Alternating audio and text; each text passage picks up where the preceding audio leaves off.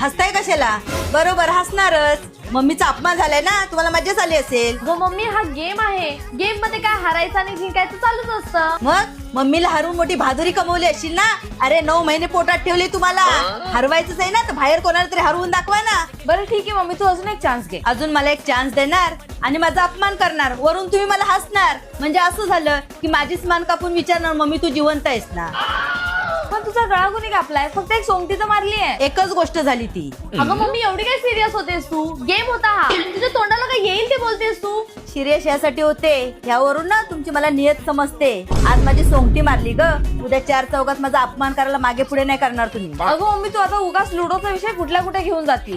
लुडोमुळे ना तुमची नियत किती घाण आहे ती मलाच कळाली. तुमच्या सगळ्या सोंगट्या बाहेर आहेत, तुम्ही कुठली पण चालवू शकता ना, पण नाही, माझ्या एकाच सोंगटीला मारायचंय. आज सोंगटीला मारलात ग, उद्या मला घरातून बाहेर पण काढाल. अच्छा चल, आपण परत एकदा खेळूया. बरोबर बोलते ताई, आपण एक काम करूया, आपण परत एकदा खेळूया. का? एकदा हरवून का जीवाला शांती नाही भेटली? परत हरवायचंय मला? पण मला सांगा, लुडो खेळायची आयडिया कोणाची होती? कोण बोललो लुडो खेळायचं? हिची आयडिया होती. नाही, मी नाही, हिची आयडिया होती.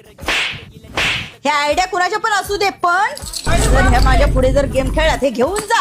आज त्या लुडोमुळे माझा अपमान झालाय. कोण काय बघताय? निघा इथून.